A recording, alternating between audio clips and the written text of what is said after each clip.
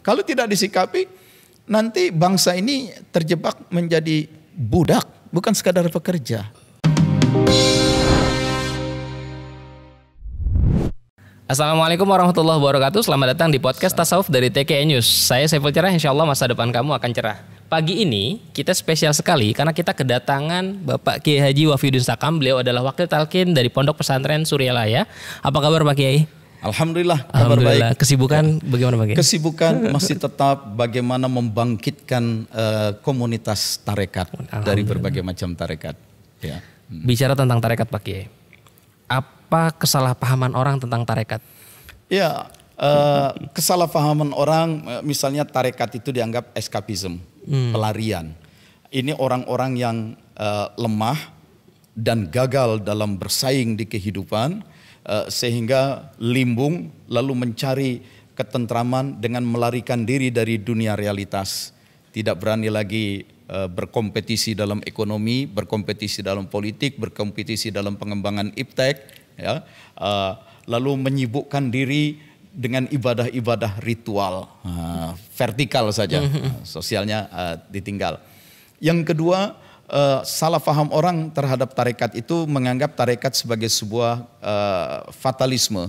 Fatalisme itu pasrah total, pasrah bongkoan, orang tidak mau lagi berikhtiar, terserah Gusti Allah saja. Orang katanya membangun ketawakalan yang luar biasa kepada Allah, membangun tapi sambil berharap problem hidupnya bisa terselesaikan oleh datangnya keajaiban-keajaiban dari karomah. Oh, karomah. Ya. Tetapi tidak mau melakukan langkah-langkah yang ilmiah, langkah-langkah yang produktif untuk mengatasi keadaan. Jadi eskapisme, kemudian fatalisme. Yang ketiga, ada lagi orang menganggap bahwa tarekat itu suatu bentuk feodalisme baru. Dulu kan feodalisme itu keluarga raja. Lalu selain raja, selain keluarga raja, rakyat itu menyembah, tunduk taat kepada raja. Muncul feodalisme baru, yaitu feodalisme keilmiahan. Orang kalau sudah sarjana, apalagi sudah doktor, sudah profesor, dianggap seperti Tuhan.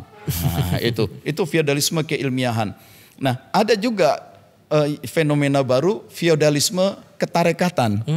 Kalau sudah dianggap sebagai orang sebagai sufi, apalagi disebut sebagai mursyid, apalagi disebut sebagai khalifah, badal, sudah berpakaian jubah, bersorban, maka seakan-akan dia adalah sumber kesucian segala-galanya.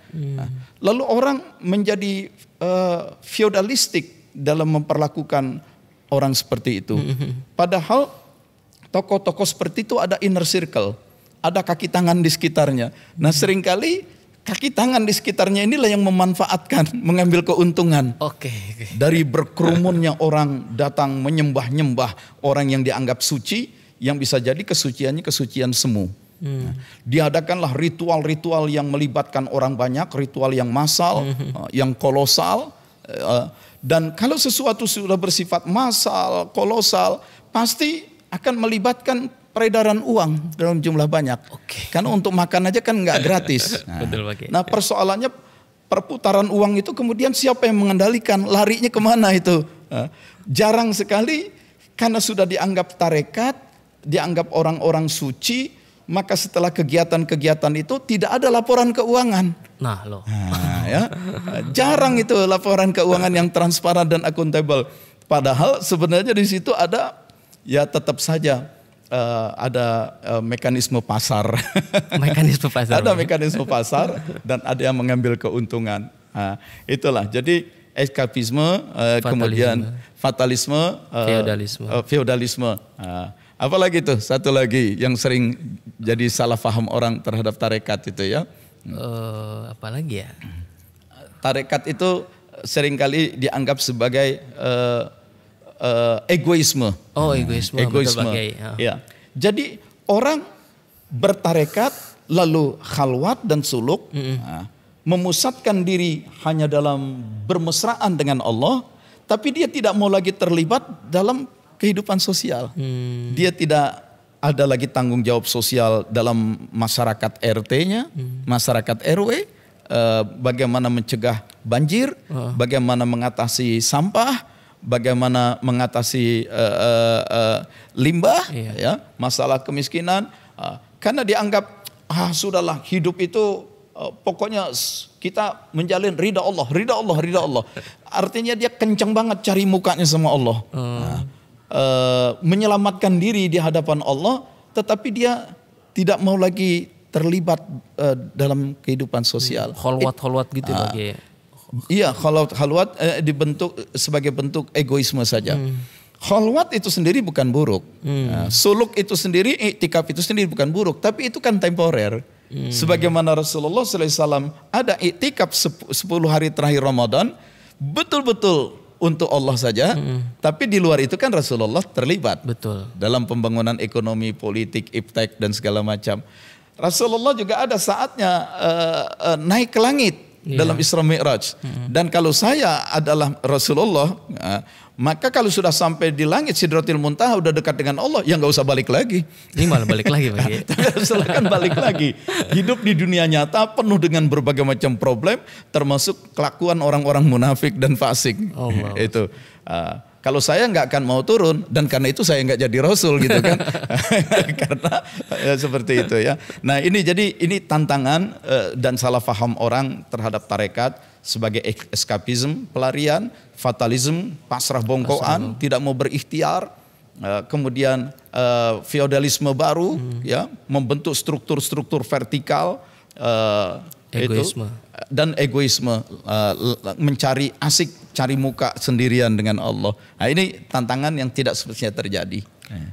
Untuk menyikapinya bagaimana Pak Kiai? Untuk kita menggambarkan sebagai seorang pengamal tarekat atau sufi di zaman kekinian, seharusnya seperti apa idealnya gitu Pak Kiai? Ya, seperti jargon yang sering kita kaji sama-sama, salah satu nilai inti dalam bertarekat itu kan khidmat. Saya katakan tetaplah berkhidmat dengan sikap cermat. Berkhidmat dengan sikap cermat. Kadang-kadang orang berkhidmat tapi kemudian nggak ada lagi kecermatan, tidak ada lagi kekritisan. Jadi seperti kayak kerbau dicucuk hidungnya, ikut saja jalan saja, kemana apa yang dilakukan dia nggak ngerti. Nah, berkhidmat dengan tetap bersikap cermat, kemudian kritis, berpikir kritis dengan tetap bersikap etis. Berpikir kritis dengan tetap bersikap etis. Ya. Nah, kadang-kadang di dunia tarekat itu kalau ada orang berbeda pendapat, langsung dicap tidak beradab. Jaga adab, jaga adab. Sebenarnya kata-kata adab-adab itu bukan untuk betul-betul menegakkan nilai-nilai luhur keberadaban, tetapi dalam rangka menghantam orang, menyuruhkan orang karena orang itu berbeda pendapat dengan saya. Oke. Tidak beradab, tidak beradab, tidak beradab. Nah, karena sering dikatakan begitu, banyak pihak lain yang kemudian tidak berani bersikap kritis. Bahwa dalam lingkungan tarekatnya memang ada yang tidak beres. Bahwa dalam organisasi tarekatnya ada yang tidak sehat. Tetapi ketika dia melontarkan sikap kritis, maka kelompok-kelompok yang sudah established, sudah menikmati kemapanan dalam posisinya, karena mereka orang-orang dekat dengan para mursyid misalnya, atau mereka yang sudah terlanjur diseniorkan, dipuja-puja, itu bilang jangan begitulah, itu tidak beradab. Itu tidak beradab. Jadi kita harus hati-hati, jangan membunuh pikiran-pikiran kritis dengan menggunakan kata-kata tidak beradab secara tidak beradab pula. Maka semboyannya tetaplah bersikap kritis dan jaga sikap etis. Ya. Jadi berkhidmat dengan tetap cermat, berpikir kritis dengan menjaga sikap etis. Jadi menjaga keseimbangan antara critical thinking dengan adab itu di sana Pak Kiai. Iya. Ini satu lagi Pak Kiai. Terutama untuk Ikhwan Pontren Suryalaya, apa yang harus dilakukan menyikapi dengan yang sedang ramai Pak Kiai, Omnibus Law? Iya. Omnibus Law itu nyebutnya aja susah. Bener Pak. Ya. Maka saya kemarin melakukan perjalanan ke beberapa daerah di Sumatera Utara bagian selatan. itu orang-orang menyebutnya Guslow. Guslow. Jadi, karena saya sudah terima omnibus law, Guslow itu yang 1000 lebih halaman. 1000, ada yang 900. Lalu datang lagi versi kedua yang katanya 905. Saya sudah baca separuhnya lah. Sekarang muncul lagi yang 1000 sekian. Nah, itu memang banyak hal-hal yang kita harus menyikapinya secara kritis. Ya, tapi janganlah orang bersikap kritis ini lalu dikatakan tidak beradab, begitu. Karena sangat jelas omnibus law itu, Gus Law itu di satu sisi memang memberikan kemudahan dalam orang investasi dan memulai usaha, tetapi juga kemudahan yang hanya menguntungkan para kapitalis. Itu kalau tidak disiapkan pengusaha-pengusaha kecil dengan langkah-langkah yang afirmatif. Nah, lagi-lagi di sini maka pentingnya zakat dan wakaf sebagai instrumen sosial ekonomi, ekonomi sosial itu ya. Nah, di situ. Kalau tidak disikapi, nanti bangsa ini terjebak menjadi budak, bukan sekadar pekerja. Budak itu. Menjadi budak. Itu. Nah, jadi ini tetap harus kita cermati. Tetapi ada segala sesuatu memang ada dua sisi positif dan negatifnya. Dalam kerja itu saya melihat semangat undang-undang itu membangun sistem penggajian yang berdasarkan produktivitas.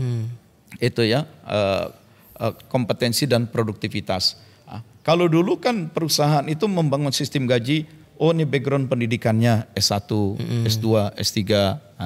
Sekarang tidak lagi, mau S1, S2, S3, yaitu bahkan Samsung sudah S20 gitu ya. Tidak jadi masalah. Tapi yang penting dia bisa tidak memberikan kontribusi yang produktif bagi perusahaan. Nah, ini yang disebut merit system. Merit system itu seseorang dihargai, dinilai dan diberikan imbalan berdasarkan kontribusinya. Bukan karena ujuk-ujuk lulusan S2, ujuk-ujuk lulusan S3, lalu saya harus dalam posisi jabatan ini, saya harus bergaji sekian. Padahal S2, S3 itu hanya sertifikat akademis saja. Pengetahuannya, keahliannya tidak sesuai. Sikap kerjanya, mentalnya, disiplinnya tidak sesuai. Nah, ini merit system tidak melihat itu. Lebih melihat pada produktivitas dan kemampuan untuk efisien. Cuma mengerikannya dalam Gus Law itu perusahaan pun atas nama efisiensi itu bisa dengan mudah memecat orang. Itu. Disitulah. Di situ mengerikannya. Nah, jadi tidak perlu lagi ada perundingan tripartit, bipartit dan segala macam. Ya, pokoknya menurun atau produktivitas misalnya menurun. Laba berkurang misalnya, market share melemah misalnya, maka harus dilakukan demi efisiensi pengurangan pegawai, ya sudah keluarkan saja begitu. Nah, ini lagi-lagi memang terlalu menguntungkan investor. Kalau investor itu dalam negeri ya oke-oke saja. Yang bahaya ini kan kalau itu sangat memudahkan investor luar negeri yang mereka datang memperbudak orang di sini, ada apa-apa cabut lari ke luar negeri. Nah, ini yang menyebabkan kita bisa terjebak pada zaman penjajahan seperti dulu. Dan jangan lupa kan dulu wilayah Nusantara ini bukan dijajah oleh negara Belanda, oleh pemerintah Belanda. Negara Belanda, pemerintah Belanda baru masuk ke kita itu 1 Januari tahun 1800 sekian. Itu setelah VOC runtuh. Nah, VOC kan berdiri tahun berapa? 1602. Jadi yang sebenarnya menjajah kita itu adalah perusahaan swasta. VOC itu terulang lagi sebenarnya. Nah, ini yang dikhawatirkan bisa terulang lagi. Ya, begitu. Karena penjajahan sekarang bukan berarti ada satu negara mengerahkan militernya dengan kapal-kapal perang lalu mencaplok menguasai secara fisik, tidak. Tetapi yang dikirim itu adalah perusahaan-perusahaan. Para manajer mereka kemudian menguasai sumber daya ekonomi, mengunci penghasilan bagi penduduk setempat. Ini yang berbahayanya di situ. Itu. Maka orang menyebutnya neokolonialisme, kolonialisme baru. Ya. Itu. Nah, lagi-lagi orang tarekat tidak boleh lengah terhadap apa yang menjadi persoalan di Omnibus Law itu. Tapi bukan berarti karena tidak lengah lalu terlibat dalam demonstrasi yang destruktif, bakar-bakar, hancur-hancur. Apalagi juga kan terbukti yang melakukan langkah-langkah destruktif itu tidak semurni demonstran yang buruh dan mahasiswa, ada infiltran, itu orang-orang yang memang ditanam masuk ke dalam untuk melakukan tindakan-tindakan yang kotor itu, untuk memberikan fitnah. Itu. Nah, tetapi komunitas tarekat tetap harus memikirkan ini, bagaimana menyiapkan komunitas tarekat yang dari kaum muda, kaum milenial, memiliki karakter sikap mental kerja yang lebih baik, wawasan yang lebih terbuka, sikap kritis didukung oleh mental etis, kemudian kemauan untuk mengembangkan usaha baru, entrepreneurship dikembangkan, kemauan untuk menjalin network, ya, bahasa populer kita itu silaturahim, dan didukung dengan funding management dari sisi Islamic Social Fund, yaitu zakat dan wakaf. Nah, lagi-lagi zakat dan kembali wakaf. Lagi zakat dan wakaf itu sangat mendukung. Nah, itu bahwa yang namanya khalwat, suluk, robito itu silakan, wirid silakan, karena itu sifatnya ritual. Tetapi jangan sampai menjadi beban karena terlalu banyak kumpul-kumpul. Yang kita sangka ritual sebenarnya itu hanya kultural sebenarnya. Belum tentu itu ritual banget. Tapi itu lebih merupakan kultural saja. Ya, kegiatan-kegiatan kumpul massal mengerahkan orang banyak ke sana kemari. Loh, memangnya orang datang ke sana kemari itu nggak keluar ongkos gitu kan? Bagaimana kalau dia meninggalkan kerjanya? Oh, sekarang gampang sekali perusahaan memecat orang. Itu tidak produktif, merusak efisiensi, pecat. itu ya. Jadi harus tetap waspada dan tetap memberikan kontribusi. Gitu. Betul. Baik, terima kasih sahabat TK News yang sudah menyaksikan podcast Tasawuf.